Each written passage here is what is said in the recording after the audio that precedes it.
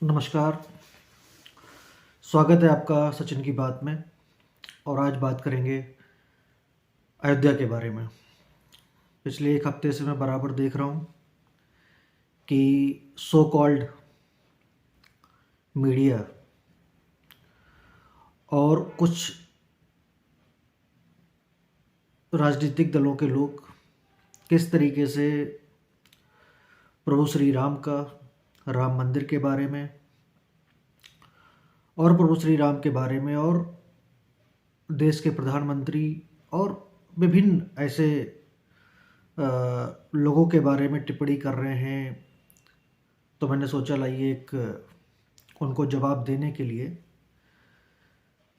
एक वीडियो बनाया जाए कि देश की भावना को ये लोग समझ नहीं पा रहे हैं। 500 साल का इंतज़ार कल ख़त्म हो रहा है। कल प्राण प्रतिष्ठा समारोह का आयोजन होने जा रहा है। देश ही नहीं, विदेश के लोग भी कल के दिन का इंतज़ार कर रहे हैं। विदेशों में बैठे हिंदू समाज के लोग, सनातन धर्म के लोग और अन्य धर्मों के लोग भी ये देखना चाह रहे हैं कि कल का समारोह किस तरीके से सेलिब्रेट होता है। मुझे जान के बड़ा हैरानी हो रही है कि जिस देश में प्रभु श्री राम का जन्म हुआ हो, उन्होंने राज किया हो, उन्होंने पूरे विश्व को एक संदेश दिया हो, उस देश के मैं कुछ को मानता हूँ, क्योंकि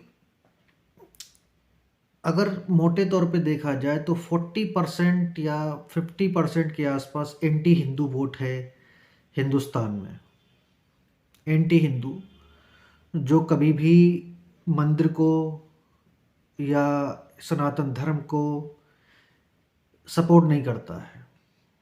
उसमें सभी धर्मों के लोग शामिल हैं, ऐसा मैं एक धर्म के बारे में टिप्पणी नहीं करूँगा। सभी कम्युनिस्ट हो गए, कांग्रेसी हो गए, समाजवादी हो गए, टीएमसी के लोग हो गए, मतलब जितने भी इस तरह की पार्टियां हैं, जो पार्टियां कह लीजिए, संगठन कह लीजिए, जिनके जहन में इतनी गंदगी भरी हुई है, और इसको अगर आप बारीकी से इस पे विश्लेषण करेंगे तो आप पाएंगे, और इन लोगों के साथ आप बैठ के बातचीत करिए तो आपको ये ब्रेन वॉश कर देंगे। तो जो मीडिया यूट्यूब के माध्यम से, यहाँ तक कि परसों मैंने एक संदेश डाला था कि किस तरीके से पाकिस्तान में कल के दिन को लेकर साजिश रची जा रही है। बाकायदा कॉल सेंटर बनाए हुए हैं इस्लामाबाद, कराची और लाहौर में। आईबी की टीम, लोकल इंटेलिजेंस को ये खबर है कि कल के दिन में कुछ ये लोग गड़बड़ कर सकते हैं।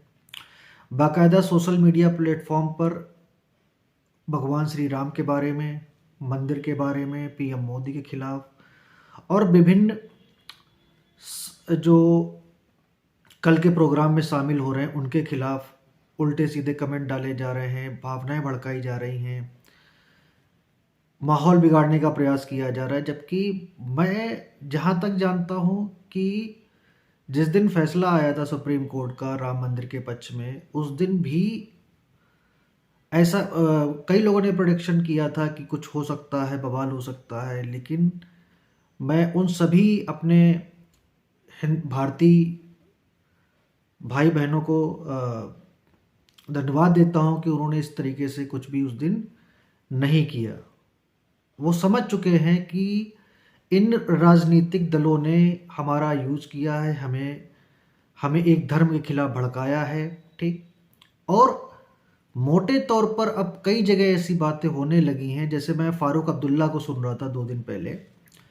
वो फारूक अब्दुल्ला जो पाकिस्तान का एजेंट उसको कह सकते हैं, जो हमेशा बोलता है पाकिस्तान के साथ बातचीत करिए, पाकिस्तान को कमज़ोर मत समझिए, मतलब पाकिस्तान की पैरवी वो हिंदुस्तान में करता है। वो भगवान राम का गीत गा रहा था।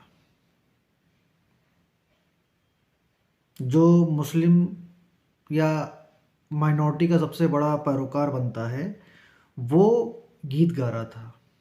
और लोग कहते हैं 2014 के बाद क्या चेंज हो गया। आप देखिए आपके आसपास क्या बदलाव हुआ है। 500 साल का कुकर्म आप 7 सालों में ख़त्म करना चाहते हैं, नहीं हो सकता। अगर जो भी कैलकुलेशन समझते हैं उसको समझे। 500 साल का कुकर्म कि मुग़लों ने, अंग्रेज़ों ने शासन किया, उसके बाद एक ब्लैक अंग्रेज कांग्रेस के रूप में जो हिंदुस्तान पे राज किए, तो उसमें सबसे ज़्यादा जो नुकसान हुआ वो एक ही कम्युनिटी को हुआ,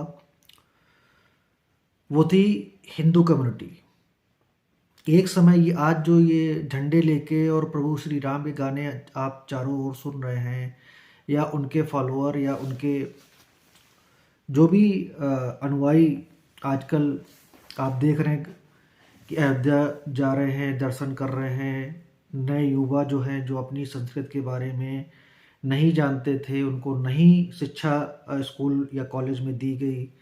उन्हें हमेशा एक अंग्रेजी माध्यम में, जिसको बोलते हैं कि पढ़ाई जब होती है तो आपको संस्कृत के बारे में, इंडियन कल्चर के बारे में उतना नहीं बताते हैं, क्योंकि ये मैकाले की शिक्षा पद्धति है। ठीक है, इसी वजह से जो कांग्रेस ने कभी भी भारतीय संस्कृत को ज़्यादा प्रमोट नहीं किया। तो जब बात मैं अयोध्या पे कर रहा हूँ, तो अयोध्या के बारे में बहुत इंटरेस्टिंग फैक्ट जो 2-3 दिन में निकल के आए कि एक तो पाकिस्तान में बाकायदा साजिश रची जा रही है कि किसी भी तरीके से वहाँ पर कुछ ऐसा मैसेज इंटरनेशनल कम्युनिटी को दिया जाए कि देखिए हम अभी भी इसको मतलब जिंदा रखे हुए हैं अपने इशू को। साथ ही साथ जो हिंदुस्तान के ही मीडिया, वो कह सकते हैं कि आप यूट्यूब पे देख ही रहे होंगे कि किस तरीके से मैसेज आ रहे हैं मीडिया वालों की कि मोदी ने मूर्ति बेच दी, भगवान राम की मूर्ति बेच दी, मोदी ने 22 तारीख को छुट्टी क्यों कर दी, मोदी ने ये क्यों कर दिया, मोदी ने वो क्यों कर दिया। मैं इन लोगों को सीरियसली नहीं लेता, क्योंकि ये एक पर्टिकुलर सब्जेक्ट को या पर्टिकुलर कम्युनिटी को टारगेट करके अपने जो भी अपनी दुकान चलाते हैं। इस सब के बीच अगर आपने हमारे चैनल को अभी तक सब्सक्राइब नहीं किया है, तो आपसे निवेदन है कि इस चैनल को सब्सक्राइब कर लें और बेल आइकन का बटन ज़रूर दबाएं। तो अयोध्या वाले मुद्दे पे पूरा जो अगर आप सिनेरियो को समझेंगे, तो पूरे देश में बहुत, ये समझिए कि मैं धन्य हूँ इस बात के लिए कि, या मेरा परिवार या हमारे सभी जानने वाले इस बात को लेके बहुत ही खुश हैं कि इस तरीके का माहौल देश में, और कल के दिन जो 500 साल हमारे पूर्वज, हमारे दादा परदादा या आपके परिवार के भी लोग, उनकी आत्मा को कितनी शांति मिलेगी कल कि प्रभु श्री राम जहाँ जन्मे, जो उनका घर है, ठीक है, वहाँ पर उनका प्राण प्रतिष्ठा हो रहा है। ये हम लोग समझ सकते हैं। तो उसको दहलाने के लिए, उसको मिसलीड करने के लिए किस तरीके से मीडिया के लोग और सो कॉल्ड लीडर्स, ठीक है, जिसमें राहुल गांधी, अखिलेश यादव, लालू प्रसाद यादव, नीतीश कुमार, स्टालिन, ममता बनर्जी, एवरीवन, किस तरीके से सिर्फ एक 20% वोट के लिए, और वो सोचते हैं कि वो 20% वोट, ये चीज़ नहीं समझ रहा है आने वाले समय वो 20% वोट भी आपको नहीं मिलेगा। क्योंकि वो कौन है? वो कहीं दूसरे ग्रह से आए क्या? नहीं, वो हिंदू ही थे जो औरंगजेब ने कन्वर्ट कर दिया।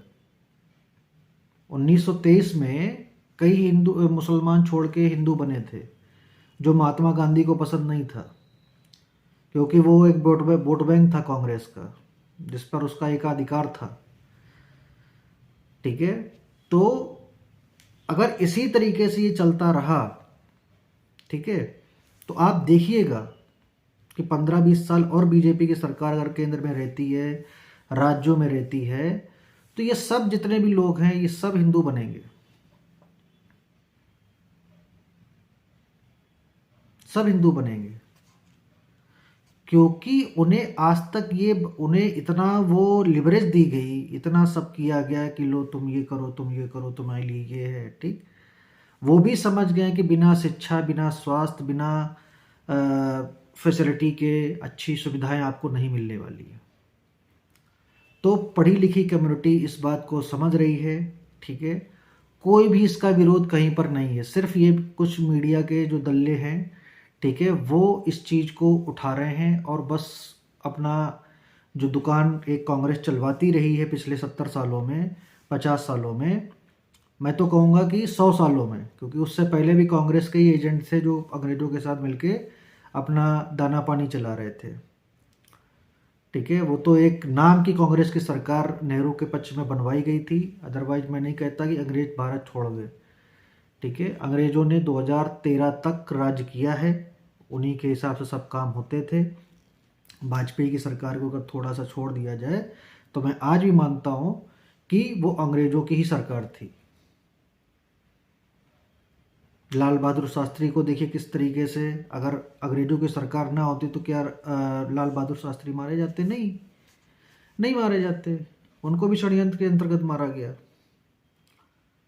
ठीक है, तो ये सब हिस्ट्री की बातें हैं, लेकिन अयोध्या वाले मुद्दे पे अगर आप देखें तो बाकायदा साजिश रची जा रही है और राम भक्तों को किसी तरीके से डिस्ट्रैक्ट करने का प्रयास किया जा रहा है। आप लोग उत्सव मनाते रहे, भगवान श्री राम सबकी रक्षा करेंगे। मिलते हैं आपसे अगले वीडियो में। एक बार फिर निवेदन करूंगा कि अगर आपने इस चैनल को सब्सक्राइब नहीं किया है तो चैनल को सब्सक्राइब कर लें, जिससे कि इसी तरीके के वीडियो आपको मिलते रहें, न्यूज़ अपडेट मिलती रहे। बहुत बहुत नमस्कार।